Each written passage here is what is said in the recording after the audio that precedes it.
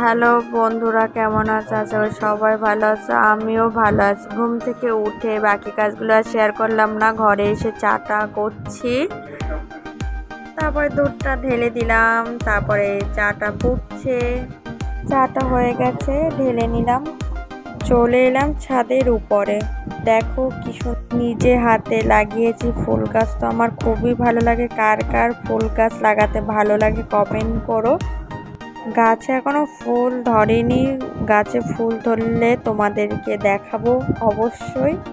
আজকে খুব রোদ্দুরের তেজ আছে, তাই ভাবলাম জিনিসপত্র রোদে দিলে ভালোই হয়। চলো দেখা।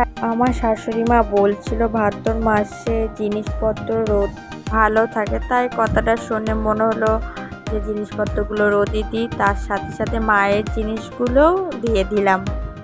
আজকের ব্লগটা এই পর্যন্তই। ভালো লাগলে লাইক, শেয়ার, সাবস্ক্রাইব করতে ভুলবেন না। নেক্সট ভিডিওয় দেখা হচ্ছে।